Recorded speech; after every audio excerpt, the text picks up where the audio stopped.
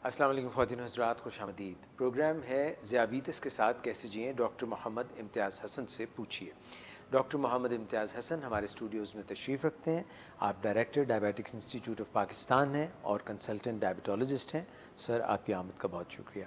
Doctor साहब, यूँ तो हम मुख्तलिफ़ मौज़ूआत पर आपसे बात करते रहते हैं, मगर आज जो मौज़ू है वो ज़रा हट के है और मैं आपसे ये पूछना चाहूँगा कि क्या तरीका है कि हम हर वक्त अपनी ब्लड शुगर पर नज़र रख सकें, क्योंकि अमूमी तौर पे लोग जो हैं ब्लड ग्लूकोज़ मीटर इस्तेमाल करके अपनी शुगर को मॉनिटर करते हैं, मगर जब किसी को डायबिटीज़ नहीं होती तो लबलबा और खून के अंदर जितनी भी शुगर मौजूद होती है उसके मुताबिक इंसुलिन निकल रही होती है। ये निज़ाम जब दरहम बरहम हो जाता है तो फिर हमें बाहर से हर दफ़ा यहाँ पे प्रिक करके खून से वो लेनी पड़ती है। तो कोई ऐसा तरीका है कि मुस्तकिलन सोते जागते हम अपनी ब्लड शुगर मॉनिटर कर सकें? सबसे पहले ये बात है कि हम ये बात करते हैं इंसान की फितरत है कि एक नीडल फोबिया इंसान के जहन में एक चलता रहता है। उसमें ये होता है कि लोग बार बार इंजेक्शन लगाने से, सुई चुभोने से ख़ाइफ़ रहते हैं कि ताकि वो उनको जो तकलीफ़ का एलिमेंट है, शुगर टेस्ट करते हुए ज़रा एक सुई लगती है, आप शुगर टेस्ट करते हैं और जो हमारा जो कन्वेंशनल जो रवायती तरीका यही है कि हम ग्लूकोमीटर से शुगर को टेस्ट करते हैं। ये एक तरीका बड़ा अच्छा है, सस्ता भी है और चलता भी है, लेकिन ये बाज़ औक़ात ये रियल टाइम यानी जो हकीकत में जो पिक्चर चल रही होती है उसको नहीं बता रहा होता है ग्लूकोमीटर। मिसाल के तौर पे अभी आप थोड़ी सी वर्जिश करके आए हुए हैं, आपकी शुगर 110 है और वैसे आपकी 300 रहती है, 400 रहती है, ठीक है, तो आपको इसका इल्म नहीं होता। और बाज़ औक़ात होता है कि आपकी शुगर नॉर्मल है और आप अक्सर रहते हैं जी मुझे तो अक्सर शुगर लो हो जाती है, फ़लाँ वक़्त लो हो गई थी, मेरी ये लो हो गई थी, तो कई दफ़ा उस पर हमें ये वजह देखनी पड़ती है।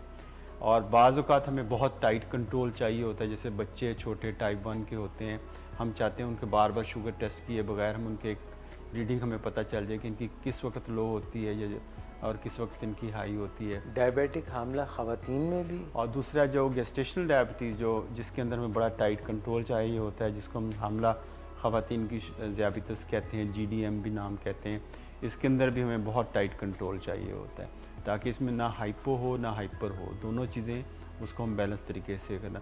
तो हम बार बार ज़ाहिर है कि हम दिन में ये तो नहीं हो सकता कि हम कोई 15, 20, 30 दफ़ा शुगर टेस्ट डॉक्टर, करते अगर हैं। टाइट कंट्रोल ना हो, थोड़ा ऊपर हो जाए या थोड़ा नीचे हो जाए, जो भी आपकी रेंज आप सजेस्ट करते हैं, तो उससे क्या फ़र्क पड़ता है? इतना तो टाइट की क्या ज़रूरत है? नहीं, जो ख़ास तौर पे जो जो टाइप 1 में के अंदर आप थोड़ा-सा लूज़ तो रख सकते हैं, लेकिन उसको एक रेंज के अंदर रखना होता है। और क्या जब ब्लड शुगर मतलब ज़रा ज़्यादा रहती है तो कोई नुकसानात हो रहे होते हैं? क्योंकि जब शुगर ज़्यादा हाई रहती है तो आपको इसका पता है कि वो बहुत सारी कॉम्प्लिकेशंस को जन्म देती है, जिसमें इसका जो सबसे ज़्यादा कॉम्प्लिकेशन शुगर के मुतासर होने से या ज़्यादा होने से होती हैं, वो माइक्रोवैस्कुलर ये कॉम्प्लिकेशन यानी छोटी नालियों की, जहाँ बारीक नालियाँ होती हैं उनकी कॉम्प्लिकेशन मसलन ज़्यादा। कौन-कौन से उज़्व इसमें मुतासिर हो हम सकते आँख का पर्दा मुतासर हो सकता है जिसको रेटिनोपैथी कहते हैं, न्यूरोपैथी हो सकती है और गुर्दे मुतासर हो सकते हैं।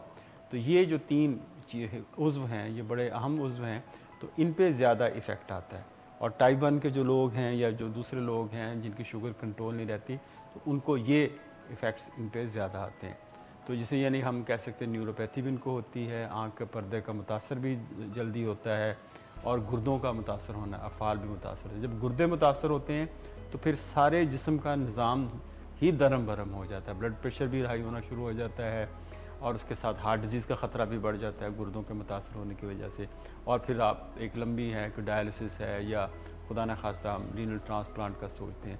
तो हम बहुत सारी चीज़ें हैं जिसको हम बहुत वक्त पे अच्छे कंट्रोल के साथ इसको रोक सकते हैं। तो क्या तरीका है कि हर वक़्त कैसे अब चेक करें? अभी क्या कोई जो तरीका है? रिसेंटली एक हम आप टर्म यूज़ की जाती है जिसको हम कंटिन्यूस ग्लूकोज मॉनिटरिंग कहते हैं, CGM उसको नाम दिया जाता है। ये CGM बेसिकली मुख़फ़्फ़फ़ है, जैसे मैंने अभी बताया कि कंटिन्यूस ग्लूकोज मॉनिटरिंग यानी हर वक्त आपकी शुगर पे नज़र हो, तो आपकी शुगर वो आपका टेस्ट करते रहते हैं। ये ब्लड पे शुगर टेस्ट नहीं होती। मुश्किल नहीं हो जाएगा बार बार प्रिक नहीं, इस पे नहीं है ना, ये इसमें हमारी ये जिल्द के आगे जो टिश्यू होता है ये बिल्कुल खून के नाली के साथ कनेक्टेड नहीं होती।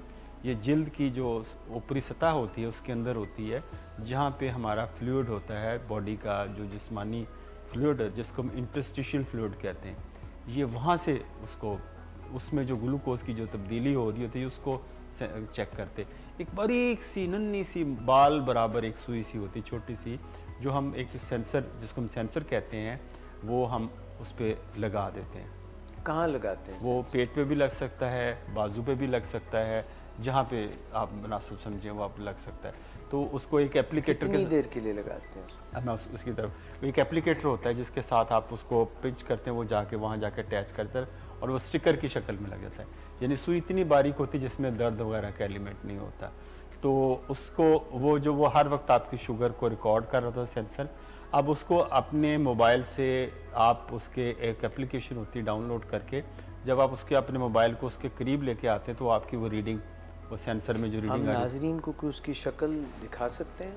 जी, मेरे ख्याल से ये आपको नज़र आ रहे होंगे, ये जो ऑपरेटर्स पड़े हुए हैं, ये सारे, ये एक इसमें एप्लीकेटर भी है और इसके अंदर सेंसर की भी तस्वीर है, और एक जो इसको एप्लीकेशन मोबाइल पे जो आपके है वो उसको रीड करने वाली। ऐसे है कि जो हम मोबाइल के जो एप्लीकेशन जो डाउनलोड की होती है, जब उस सेंसर के करीब लेके आते हैं वो उसकी रीडिंग नोट बता देता है कि वक्त आपका शुगर लेवल क्या है। अच्छा, फिर एक तो ये एक फीचर है कि आप फौरी तौर पे आप बग़ैर सुई मारे हुए, सुई लगाए हुए आप अपना ग्लूकोज चेक कर सकते हैं। दूसरा ये होता है कि ये सेंसर जो होता है ये रिकॉर्ड कर रहा होता है रीडिंग्स को। तो ये रिकॉर्ड करते करते आप जब 14 दिन के लिए काफ़ी होता है, जो फ्री स्टाइल लेब्रा के नाम से है, वो 14 दिन तक काफ़ी होता है। एक सेंसर को 14 दिन तक आप इस्तेमाल कर सकते हैं। तो 14 दिन का डाटा, जो दिन रात का डाटा होगा, वो आप अपने कंप्यूटर पे डाउनलोड कर सकते हैं। यानी ये डाउनलोडेबल डाटा होता है जो आप इसको अपने कंप्यूटर पे या मोबाइल पे आप इसको ले सकते हैं और अपना एनालिसिस कर सकते हैं कि मेरी मंगल को इतनी शुगर, ये डिप्स गए हैं, ये मेरी नॉर्मल रेंज के अंदर रही है, ये मेरी हाइज गए थे, ये मेरा सारा इस पूरे हफ्ते का या 2 हफ्ते का, जो जैसे मैंने बताया कि ये 14 दिन तक का रिकॉर्ड बना के आपको सामने ला सकता है।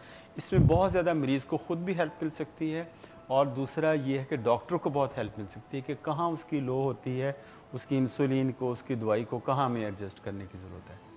तो जैसे आपने फरमाया शुरू में इसके मुतालिक बताने से पहले कि ये हर किस्म के डायबिटिक अफराद इस्तेमाल कर सकते हैं, और क्या जो प्री डायबिटिक हैं वो भी इस्तेमाल कर सकते हैं? प्री डायबिटिक के लिए खैर इसका रिकमेंडेशन तो नहीं, लेकिन हमें जैसे हम 2-3 कैटेगरीज हैं जिसके हम अंदर ज़्यादा ये करते हैं। टाइप 1 के अंदर हम कोशिश करते हैं कि क्योंकि हमें अच्छे कंट्रोल की ज़रूरत होती है और उनमें फ्लक्चुएशन टाइप 1 के अंदर ज़्यादा आती है, तो उसमें हम ज़्यादा इसको इस्तेमाल करते हैं। दूसरा, वो लोग जो ब्रिटल डायबिटीज़, जिनकी शुगर बहुत ज़्यादा फ्लक्चुएट करती है, कभी 300, कभी बिल्कुल 70, कभी, तो उसमें हम उसको देखने के लिए उसकी रीज़न क्या है। तीसरे, हम जो GDM यानी गेस्टेशनल डायबिटीज़, जो हामला ख़वातीन की जो शुगर होती है, उसके अंदर हम इसको यूज़ कर सकते हैं। और बाज़ औक़ात इसके साथ बहुत सारे हम लोग एक्सपेरिमेंट्स भी लोग डॉक्टर्स कर रहे हैं। यानी रमज़ान में इसको देखा जा सकता है कि आपके शुगर लेवल कैसा चल रहा है और रोज़े में कहाँ पे लो तो नहीं हो रही, बगैर आप स्प्रिक किए हुए, तो पूरे रमज़ान के रोज़े का जो ड्यूरेशन है आप उसको भी फॉलो कर सकते हैं। तो इससे आपको पता भी चलता है कि मेरी शुगर लो की तरफ जा रही है, ट्रेंड क्या है, तो उसके हिसाब से अपनी दवाइयों को एडजस्ट भी कर सकते हैं। डॉक्टर, जैसे आपने फरमाया कि डाउनलोड डाटा किया जा सकता है, कोई उसकी फिगर्स, नंबर्स आ सकते हैं, कोई ग्राफ्स बन सकते हैं, तो टाइम को, यानी इन टाइम हम इसकी कोई मॉनिटरिंग और इस तरह का सारा डाटा, इसका कोई तरीक़ाकार? देखिए, ये बेसिकली ना, ये शुगर आपकी ये है, ये हर 5 मिनट बाद आपकी रिकॉर्ड करता है शुगर। तकरीबन ये 225 के करीब रीडिंग बनती है 24 घंटे के अंदर। तो 225 रीडिंग्स आपकी वो ले लेता है, जो ग्लूकोमीटर से आलमोस्ट नामुमकिन है। जो आप उसका आपके बार बार प्रिक्स हैं, ये वो आपको ये 200 या 228 शायद रीडिंग्स बनती हैं, तो उसकी पूरे 24 घंटे में पूरा आपको एनालिसिस करके ये बता देता है। अब इसमें देखना है कि अभी जैसे हमने हमें बहुत, हम तो HbA1c टेस्ट करवा लेते हैं, 3 महीने की शुगर का टेस्ट करवा लिया, तो फिर इसकी क्या ज़रूरत है, वो पता चल जाता है शुगर। हालांकि जब ये देखा गया है कि बहुत सारे लोग जिनका नॉर्मल HbA1c होता है, उनके अंदर बहुत सारी वेरिएशंस आती हैं। उनकी कई दफ़ा शुगर इतनी हाई होती है खाने के बाद, और कई दफ़ा बहुत लो की तरफ जाती है। तो जो HbA1c आपको रियल टाइम पिक्चर नहीं देती, यानी जो हकीकत, जो दर हकीकत जो असल वजह है वो नहीं आती। आपकी A1c नॉर्मल हो, लेकिन हो सकता है आपके अंदर वेरिएबिलिटी या जिसमें तगय्युर पजीरी ज़्यादा हो, जिसको अंग्रेज़ी हम ग्लाइसेमिक वेरिएबिलिटी कहते हैं। अच्छा, इसमें एक इंटरेस्टिंग बड़ी बात जो मैं बता रहा हूँ कि इस वक्त पूरी दुनिया के अंदर जो काम है वो ग्लाइसेमिक वेरिएबिलिटी पे है। ग्लाइसेमिक वेरिएबिलिटी यानी शुगर का तगय्युर पजीर होना, बाहर ऊपर नीचे होना, बहुत ज़्यादा अगर ऊपर नीचे हो रही है तो ये बहुत सारी कॉम्प्लिकेशन का पेश खैमा है। यानी और सबसे ज़्यादा पेश खैमा इसका है कि हार्ट डिजीज़ का। जिन लोगों की तगय्युर पजीरी ज़्यादा हो, ग्लाइसेमिक वेरिएबिलिटी ज़्यादा हो, उन लोगों के दिल के अमराज के ख़तरात ज़्यादा होते हैं। तो यही वजह है कि इसका इस्तेमाल दुनिया के अंदर बढ़ता जा रहा है कि हम CGM को हम करते हैं, हमें वो उससे पता चलता है हमारी ग्लाइसेमिक वेरिएबिलिटी ना हो, यानी शुगर के अंदर ऊंच नीच, उतार चढ़ाव कम से कम हो।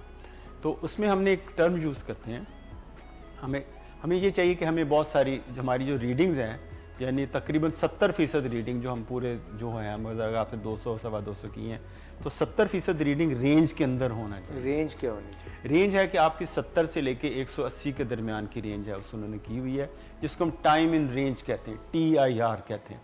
वो मेरे ख्याल से आप शायद अगर ग्राफ दिखा सकते हैं तो जो अच्छे कंट्रोल के साथ है, जिसमें TIR जो 70% रीडिंग है, इस रेंज के अंदर ये ग्रीन जोन बना हुआ है, इसके अंदर हो। अगर ये इसके अंदर है तो फिर तो खैर ही खैर है। अगर इससे बाहर है, यानी आउट ऑफ रेंज है, ऊपर भी ऊपर है, टाइम जो है रीडिंग अबव द रेंज है या बिलो द रेंज है। बिलो द रेंज ज़्यादा, इसका मतलब हाइपो ज़्यादा हो रहे हैं। अबव द रेंज है, इसका मतलब आपका कंट्रोल ज़्यादा नहीं है। लेकिन जो आपका 70% जो हिस्सा है वो ग्रीन जोन में, यानी कि आपकी जो तगय्युर पजीरी बस इस रेंज के अंदर हो, यानी इसको हम टाइम इन रेंज या TIR का नाम देते हैं।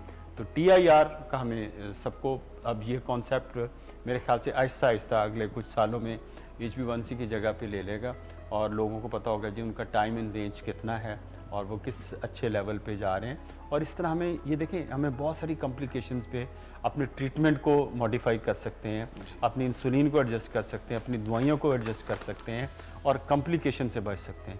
और इसका एक और जो यूज़ है कि इसको हम इंसुलिन पंप के साथ इसी सेंसर को कनेक्ट भी कर देते हैं, यानी हम उसको इंसुलिन सेंसर जो इंसुलिन पंप जो लोग यूज़ करते हैं, जो इंसुलिन आपको डिलीवर कर रहा होता है, तो वो भी उससे भी हमें आइडिया हो जाता है।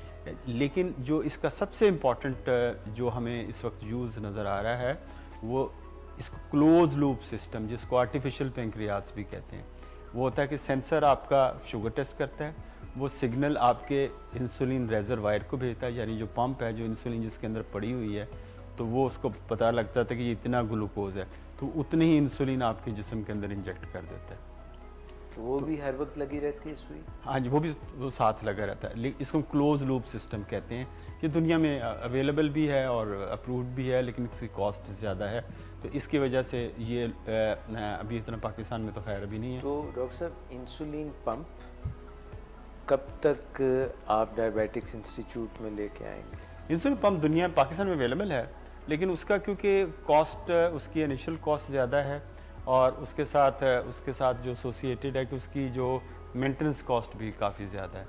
जो फिल वक्त हम जो बात कर सकते हैं कि जो अगला मरहला जो है, शायद हम पाकिस्तान के अंदर CGM पे, यानी कंटिन्यूस ग्लूकोज मॉनिटरिंग जो है वो ज़्यादा कॉमन हो जाएगा। आप देखोगे बहुत सारे जो हमारे टाइप 1 अक्सर नज़र आया करेंगे, लेकिन फ़िलहाल पाकिस्तान के अंदर इसको 1-2 महीने में ऑफिशियली ये लॉन्च हो जाएगा। अच्छा। ये तो लेकिन लगी कुछ लोग कुछ दूसरे बाहर से मुल्कों से लेके आ रहे हैं, वहाँ उसकी कॉस्ट ज़्यादा है, वो सेंसर की कॉस्ट है।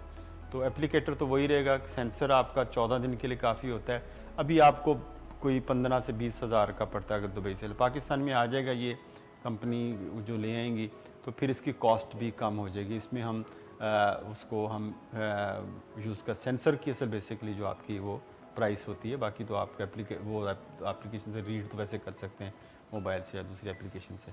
यूँ तो हम प्रोग्राम हर हफ्ते ही करते हैं, मगर मैं उम्मीद करता हूँ कि जैसे आप फरमा रहे हैं 1-2 माह में जो ही ये आता है तो फिर एक जो है रियल टाइम CGM रख के जो भी उसका अपरेटस है वो भी, और शायद किसी पर डेमोन्स्ट्रेट भी हम करें, और हम फिर नाजरीन के साथ वो भी शेयर करेंगे।